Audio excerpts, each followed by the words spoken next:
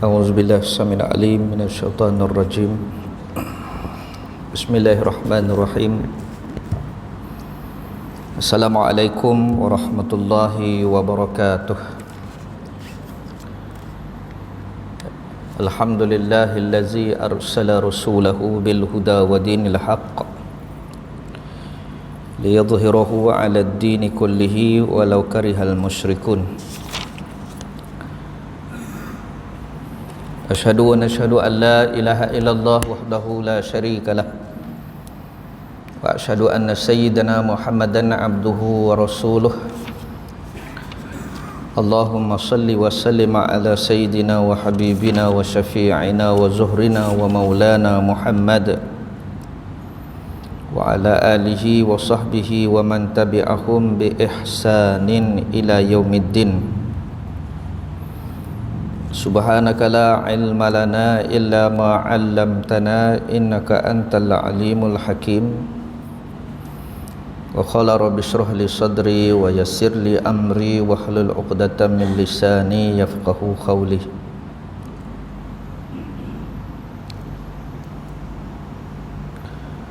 ولا حول ولا قوة إلا بالله ولا حول ولا قوة إلا بالله ولا حول ولا قوة إلا بالله ولا حول ولا قوة إلا بالله العلي العظيم. بسم الله الذي لا يضره مع اسمه شيء في الأرض ولا في السماء وهو السميع العليم. ثم أما بعد. Alhamdulillah, syukur kehadrat Allah Subhanahu wa taala.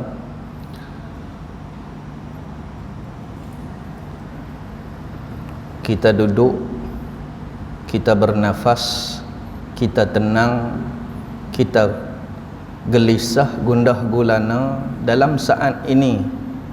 Ni, duduk tengah ni. Semuanya dengan izin Allah Subhanahu wa taala. Kita hanya merancang, kita hanya bergerak atas izin Allah Subhanahu wa taala. Di sinilah kita. Kadang-kadang kita merancang untuk berada di sana, tapi Allah tak izinkan kamu kerana berada di sini dalam ikhtiar kamu. Kadang-kadang kita ingin panjang umur, tapi Allah tak izinkan. Sekadar inilah ajal kamu.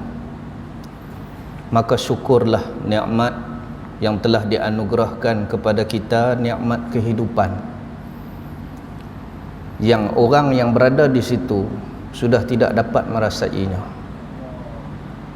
Mereka sudah tidak dapat berpuasa, tidak dapat salat, sujud, rukuk dan sebagainya seperti mana kita. Maka peluang yang ada ini, tuan-tuan muslimin muslimat yang dirahmati Allah, terutama kita duduk dalam bulan Ramadan. Satu hadis Nabi sallallahu alaihi wasallam, an Abi Hurairah radhiyallahu anhu, qala Rasulullah sallallahu alaihi wasallam, ahsu, kata Nabi, ahsu hilala Sya'ban li Ramadan. Apa maksud dia? Nabi suruh kita hitung hari bulan Sya'ban ni satu. Sebab apa? Sebab kita duduk dalam bulan berkat. Jangan biarkan Sya'ban tu berlalu begitu saja. Esok 14, 15, buatlah amalan apa yang tuan-tuan nak buat. Seperti mana ulama Fakhrul Razi dalam kitab Iqna suruh baca 3 kali Yasin. Mintalah dengan keberkatan Yasin tu tadi, mintalah 3 perkara tersebut. Sebab apa? Sebab kita duduk dalam bulan barakah. Muslimin yang dirahmati Allah, ambillah peluang ini. Ambillah peluang selagi mana ada usia, ambillah peluang selagi mana ada suara, ambillah peluang selagi mana boleh buka mata, boleh tengok Al-Quran. Buatlah 2 perkara yang semua ibadah kita akan senyap sunyi. Solat kita senyap. Bila di mahsyar, waktu kita dibual bicara oleh Allah Subhanahu wa taala, sekian pukul sekian 8 minit hang duduk sambil duduk tersengguk tulis dalam kitab kita. Ada yang ditulis 8 minit pasal malam maghrib haram tak mayang lagi. Ada yang tulis 8 minit sekian jam, semua detail. Okey. Tuan-tuan tahu tak, waktu kita gementar berhadapan dengan Allah di padang mahsyar esok, siapa buat dua benda ni, yang ni akan tolong dia. Yang pertama, Quran yang dibaca akan jadi syafaat pada dia. Waktu dia duduk dalam kubur pun, surah Mulk akan tolong jawab setiap persoalan. Berapa hari nak tanya soal kubur? 3 hari. Tapi kalau ada masalah, dia pergi akan 7 hari. Kalau dia tu ada masalah lagi, dia akan pergi 40 hari. Tu ulama bincang dah, tu yang kata buat kenduri tu. Tak mahu panjang cerita. Sebab apa? Sebab dia waktu itulah nak jawab soalan Munkar dan Nakir, anak cucu duk hantar ala bizikrillah tatma'innul qulub, antak zikir supaya ayah dalam kubur tenang. Apa dia? Afdalu zikri fa'lam annahu la ilaha illallah. Ataupun hantak samadiyah, baca qul huwallahu ahad. Ataupun hantak 30 juzuk al-Quran, hantak bagi kat pak 3 hari tu. Jangan tanya Pak Wahab dia akan ada jawapan. Sebab itulah kita disuruh buat. Kalau kita tak mampu, kita upah orang tolong baca sat kat ayah saya. Ni anak soleh ni. Anak soleh minta dekat orang dengan jariah yang pak dia tinggal, ilmunya dan hartanya, tolong sat baca. Nampak tak? Orang tolong baca kat ayah dia 30 juzuk. Sebab apa? 3 hari duk soal kubur, marrabbuka, tak boleh tom. Duk ulang soalan tu selama 3 hari. Tuan-tuan, siapa yang akan tolong jawab kat kita kalau kita amalkan tiap-tiap malam ayat surah Mulk? Siapa yang akan tolong? Surah Mulk tu tadi akan tolong kita. Kita diam ya. Satu tu saya kata baca Quran. Ni bulan Syaban dah ni, jangan waktu saya penyimpun besar raja-raja mengisytiharkan. Anak bulan Ramadan tu barulah duk bicara atas para duk apa dia Quran. Baru nak pitiup, orang tengok noh boleh kat lipas. Noh boleh kat bubuk. Bubuk tolong baca bagi kat dia. Muslimin yang dirahmati Allah. Ni dah kena mula dah ni, kena garapkan dah. Yang kedua apa dia? Puasa. Puasa akan tolong jawab depan Allah. Dia buat ni ya Allah, dia ni buat ya Allah, dia buat ya Allah. Dua perkara ni disebut dalam hadis Nabi SAW. Kalau dalam kubur surah Mulk, kalau di padang mahsyar soal jawab dia panggil Zahrawiyin. Apa dia? 2 surah yang kalau kita amalkan baca, dia akan jadi lawyer kita. Surah Baqarah dengan surah Ali Imran. Baqarah mungkin kita akan selalu baca. Tak boleh banyak, ambil awal, ambil tengah, ambil ujung. Awal alif lam mim sampai ulaika humul muflihun, tengah Allahu la ilaha illa huwal hayyul qayyum, ujung amanar rasulu bima. Buat tak pagi-pagi? Jangan tunjuk tang tu. Buat tak pagi-pagi? Buat tak pagi-pagi? Wirid lepas mayang tu, buat tak pagi-pagi? Ada tak? Syahidallahu annahu la ilaha illa bilqis wal azizul hakim. Man tasya' apa semua.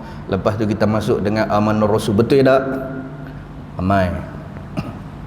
Sebab apa? Dia akan jadi lawyer kita.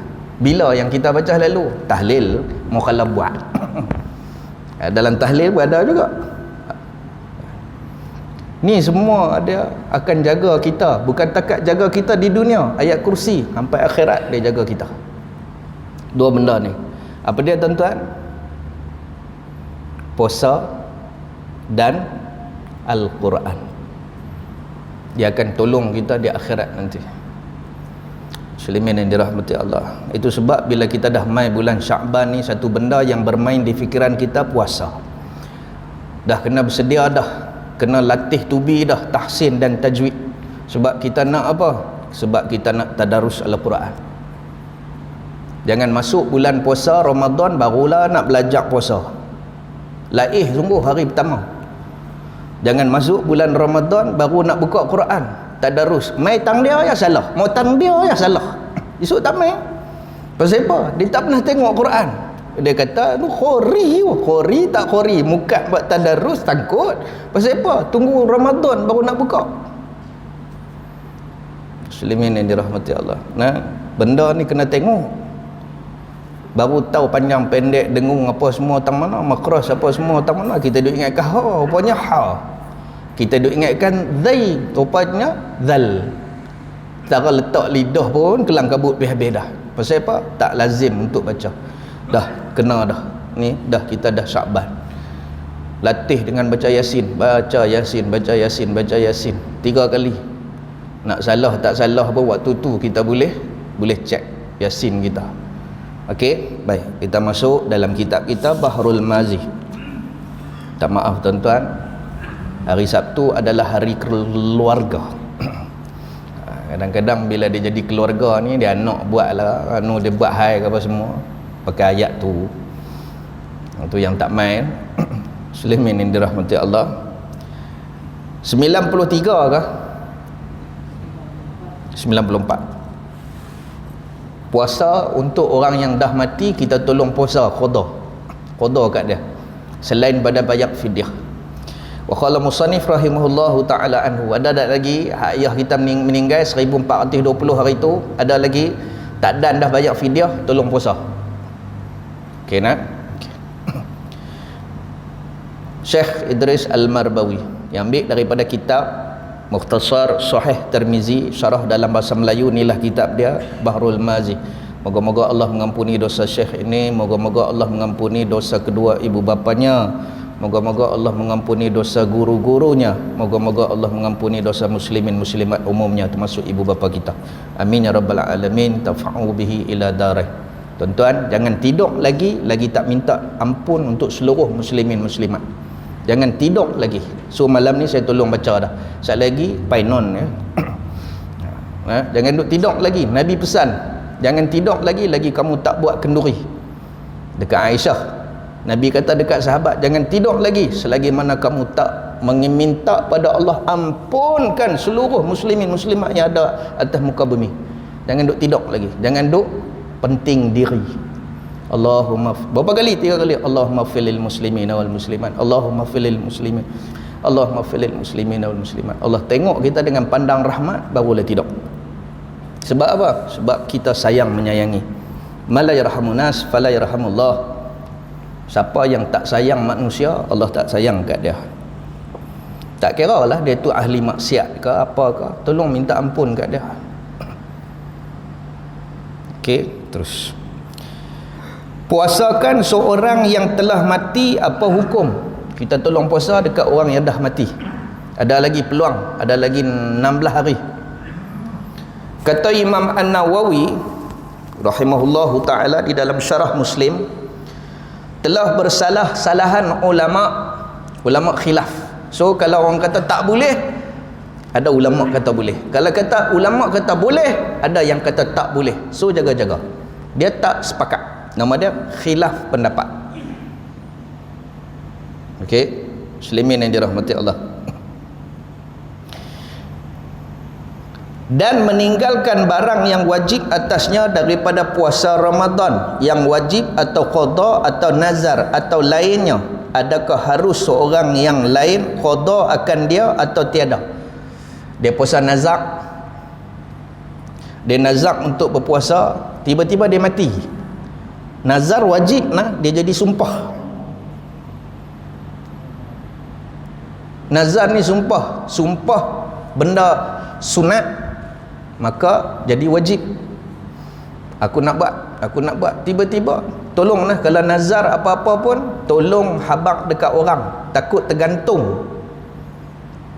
Kalau jumpa balik duit dia hilang RM5. Dah banyak lah duit dia hilang. Dia kata kalau jumpa duit ni aku nak puasa 3 hari. Tiba-tiba jumpa Sebab apa? Sebab itulah kita kena niat nazar. Sebab apa? Mungkin dengan kita niat nazar untuk ibadah pada Allah, Allah tolong kita. Kalau anak aku dapat A dalam SPM, pasal tak ada pernah A, dia kata. Dia duk yakin lah, memang tak dapat dah. Tak dapat. Oh, terbeliak cik mata ambil. Aku nak puasa, dia kata. Puasa. Tiba-tiba mati. Maka kena tolong dia. Okey, baik. Tolong apa? Tolong puasa. Yang cerita yang kita duk cerita dulu fidyah kan. Kata Imam An-Nawawi rahimahullahu taala, maka bagi Syafi'i, mazhab Syafi'i, pada masalah itu ni tolong puasa, dua qaul yang masyhur keduanya. Dua-dua masyhur kedua daripada mazhab Imam Syafi'i. Yang telah masyhurnya tiada dipuasakan daripadanya. Yang satu kata pendapat Imam Syafi'i juga, yang satu kata tak payah puasa. Dan tiada sah puasa akan mayat sekali-kali. Tidak sah puasa atas mayat tadi. Itu pendapat pertama. Dan qaul yang keduanya, disunatkan bagi walinya, warisnya, puasa akan dia dan sah puasanya daripadanya dan lepas dengan sebabnya. Lepas apa? Lepaslah daripada dia menanggung dosa tak puasa tu tadi. Sebabnya si mati itu daripada barang yang bergantung atasnya,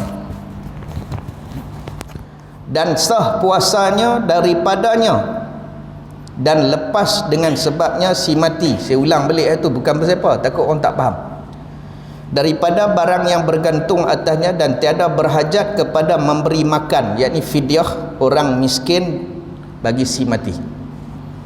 Bagi makan satu cupak satu hari, tak payah bayar fidyah, hanya boleh tolong puasa.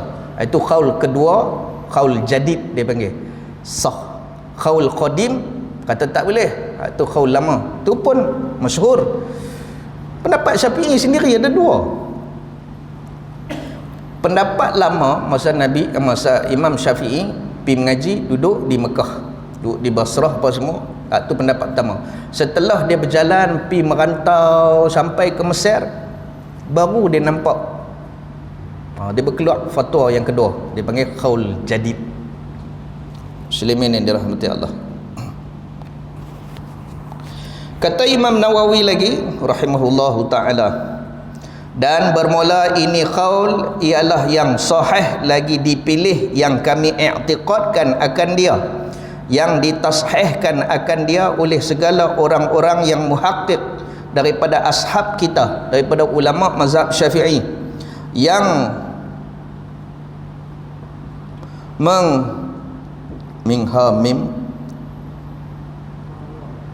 menghimpunkan ke antara fiqh dan hadis. Tu bukan nun, tu bukan ta, tu nun. Kerana beberapa hadis yang sahihah lagi sarih. Ada hadis sahih yang terang dan nyata, bukan takwil. Memang ada kata boleh. 95 masalah, puasakan si mati wajibkah atas walinya? Tadi dah kata dah boleh balik, wajib ke? Ada kena tahu juga. Sekali lagi dia tanya pula, saya tak mampu, hak saya niri pun tak lepas. Geno. Okey, si mati tadi tinggal reta kan? Tinggal. Pertama sekali, jangan faraid lagi nah. Tolak dulu hutang dia. Hutang dia tu dengan makhluk, hutang dia dengan Allah Ta'ala. Tu bayarlah fidyah bagi puasa dia. Itu. Kedua, haji dak lagi. Cari duit badalkan haji atas dia, sebab tu rukun Islam.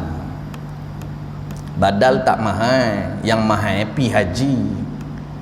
Pi haji tu mahal. Tapi kalau duit dia ada di tabung haji tapi nama dia tak naik lagi, ambil duit tabung haji tu buat haji kat dia, ataupun suruh geng tabung haji tolong buat kat dia. Simple saja. Dia kira nak paraid dah. Aduh. Dia jadi Abdul Wahab dengan Abdul Wahab. Lah dapat ke adik rumah yang tersegam indah. Okey, selesaikan dulu hak-hak si mati dulu. Tiba-tiba dia tinggal 7,000, bedak hutang tinggal RM5. RM5 itulah berapa raib bang. Contoh, Allahu alam. Okey, terus. Wajibkah atas wali dah? Kata Imam Nawawi rahimahullahu taala di dalam syarah Muslim, dan jikalau puasakan seorang yang mati itu oleh orang yang lain daripada walinya, lain pada adik-beradik dia, lain pada waris dia, yakni ajnabi, orang luar, dia kena muhram, tiba-tiba orang luar, maka padanya tafsil, kena hurai, iaitu sekiranya dengan izin wali. Contohnya lah, contoh kan, anak tak ada duit, pak tak tinggal apa lah, tak tinggal apa, anak pun tak ada duit, siapa nak buat badal haji kat dia? Tiba-tiba anak menekan kaya, boleh tak saya tolong buat kat pakcik, kat pak long? Anak menekan dia tak boleh, kena minta izin. Tu sebab ada orang nak mai buat badal haji, mai tanya saya, siapa dia ni dengan abang? Dia ni mak saya. Okey, dia ni siapa dia? Dia ni anak saya. Okey, dia ni ayah saya, dia ni pakcik saya. Sat dulu, waris dia kata apa? Tak tahu, saya tak tanya, tolong tanya dulu dengan izin dia. Sebab apa? Takut terasa hati. Tu pun Allah Ta'ala, Nabi cukup complicated bab tu. Tanya dulu. Dengar boleh lah, tolong. Siapa tak mau ke? Boleh. Ada kadang-kadang awak ingat aku lekeh sangat, tu kita tak mau nak dengar. Tu yang kita takut. Dia ada orang ni tuan-tuan, tiap-tiap hari Allahu Akbar, Allah, apa dia tu, sembahyang, Allahu Akbar. Apa maksud Allahu Akbar? Allah Maha Besar. Okey, dalam duk sebut mulut Allah Maha Besar, hati dia duk besar lagi, bongkak lagi, ramai. Betul tak? Allahu Akbar ni lekeh. Lu tengok orang mulut sebut Allahu Akbar, sah tak? Sembahyang sah. Tapi dalam keadaan kita menyebut kebesaran Allah, dalam kita mentakzimkan Allah, mentakrimkan Allah, pasal apa? Kita tak turun rendah. Subhana rabbiyal azimi wa bihamdih. Apa maksud dia? Maha suci Allah Tuhanku, azimi, yang maha hebat, yang maha besar. Besar juga azim ni, tapi dia besar cara lain, hebat. Wa bihamdih, dan syukur, puji-puji ke atasnya. Besar diri lagi. Sujud dah tu pun, dalam duk sujud, subhana rabbiyal a'la, maha tinggi, dia duk rasa dia tinggi lagi. Muslimin yang dirahmati Allah. Itu sebab kita kena ada puasa untuk cuci diri kita. Duk rasa bongkak, duk rasa besar diri, pangkat tinggi apa, mai tang puasa lekeh.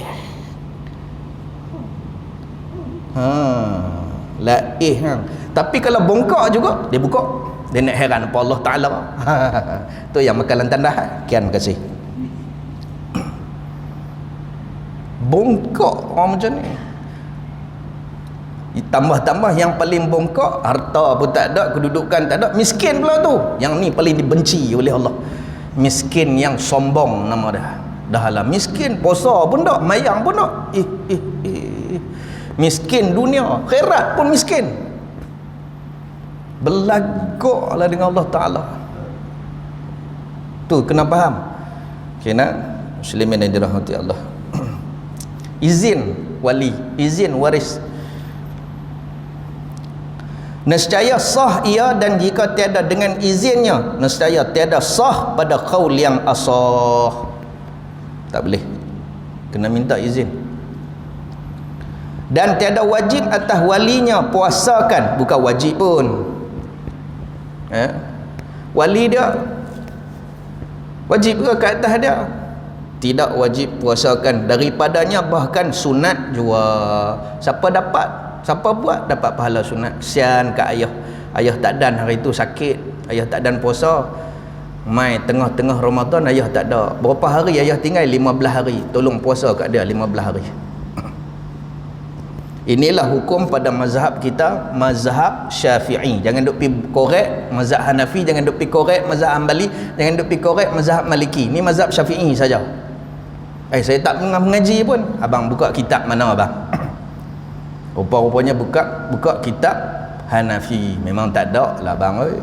Ni mazhab Syafi'i, mazhab yang termasyhur di Malaysia, yang termasyhur di Kedah. Tapi ada agak negeri dia tak mau ikut Syafi'i, lantak pergi dia. Maka setengah daripada mereka itu berkata dengan dia daripada salaf. Siapa salaf ni? Salaf ni dia ada 3 kurun. Sahabat, tabi'in. 300 tahun. Lepas pada tu dia panggil zaman khalaf. Zaman ada selisih pendapat. Imam Syafi'i duduk dalam salaf ni. Itu sebab dalam hadis Nabi kata 3 zaman ni pegang pendapat mereka seperti menggigit dengan gigi gerahammu. Pegang sungguh-sungguh. Lalu ni kita ambil Imam Syafi'i. Imam Syafi'i duduk dalam salaf ni lah. Lepas tu baru jadi khalaf.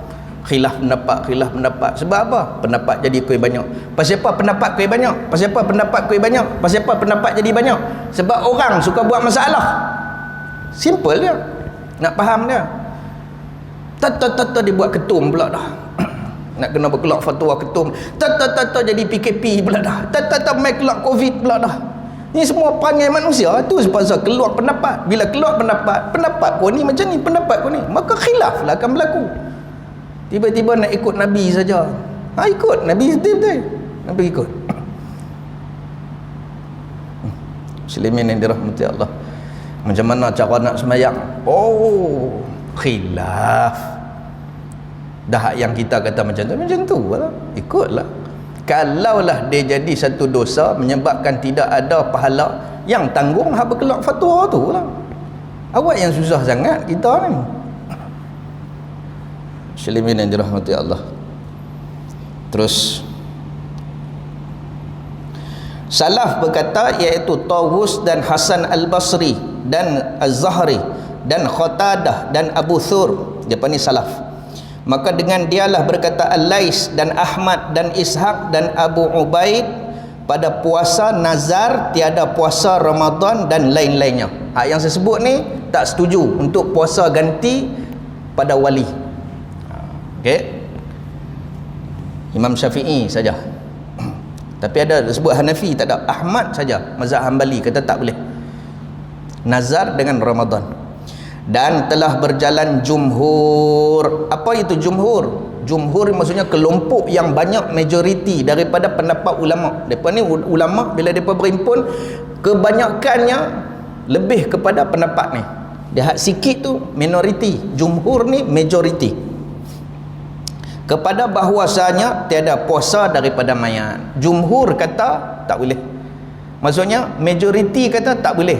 Hanya sekelompok kecil ya, mazhab Syafi'i saja yang kata boleh. Apa dia benda ni? Khilaf. Nak buat ke? Silakan. Benda khilaf. Saya tak mau pegang, punya pasal. Dia kata orang sesat. Pasal apa? Dah nak pegang hal ni, peganglah. Saya nak pi ke maksirat, saya nak pi ikut sana, punya pasal minyak lebih ambil. Saya nak pi ikut sini, pi ikut sini sesat. Amboi sedap. Hak ni duk jadi ni. Ulama tinggal jalan macam-macam. Dia nak ikut jalan tu, biar pergi ke dia lah. Kok dalam perjalanan tadi dia nampak Langkawi kan elok. Saya nak pi ke Cenang, saya nak pi ikut Bukit Malut. Pasal apa? Panorama dia cantik. Nampak? Saya tak mau, saya nak pi ikut Bayah.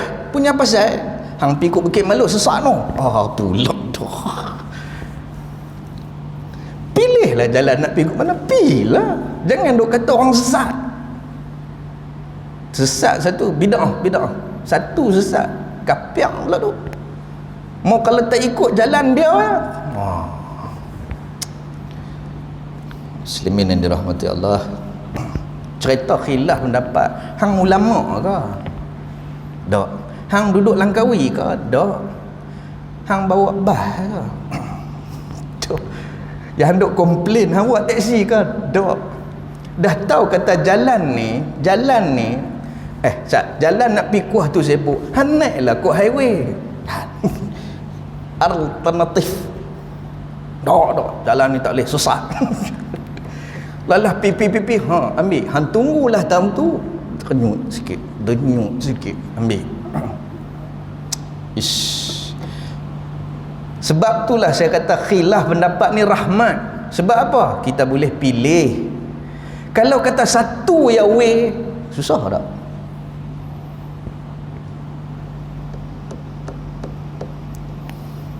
Masyarakat, manusia akan selalu membuat masalah. Kalau dia ambil satu saja, jenuh kita. Dia kena ada banyak cabang. Oh, jadi macam ni buat macam ni. Oh, jadi macam ni buat macam ni. Oh, jadi macam ni buat macam ni. Oh, exhaust bising buat macam ni. Terima kasih. Buat macam ni. Dia mesti ada cara. Tapi ada hak tak setuju. Tak setuju tak apa. Jangan kata dia sesat kapiak selagi mana tak jatuh akidah. Allahumma salli ala sayyidina Muhammad. Terus 96. Hutang kepada Allah dan manusia manakah didahulukan bayar? Hutang dengan Allah dengan hutang dengan manusia, mana satu nak kena bayar? Dengar tuan-tuan, kita semua nak mati. Dengar tuan-tuan, jangan duk buat hutang dah. Cukup-cukup lah. Kalau umur dah lebih tu tak usah lah duk buat hutang. Hutang bazigar ke, hutang pada kapek ke, sudah lah. Kadang-kadang orang ni duk fikir hutang, nak bayar hutang sampai tak mayang. Pasal apa yang pulun kerja? Hutang berlambak. Kereta ni. Hak tu yang dia pulun kerja tu. So salah satu dia pulun kerja. Pasal apa? Hutang bertimbun. Pasal apa? Biar papai saya bergaya. Nak bergaya punya pasal biar dia papa habis. Janji aku boleh hutang ni. Lah. Tu yang tak boleh tunai hak Allah. Sebab apa? Nak tunai hak dunia kerana ngebat. Muslimin yang dirahmati Allah. Hutang. Kata Imam An-Nawawi di dalam Syarah Muslim dan pada sepotong hadis yang ada di dalam Masalah 93 itu pada katanya, fahaqqullah ahaqqu. Dalil bagi orang yang mengatakan apabila mati seseorang, bila mati kita dan ada atasnya hutang,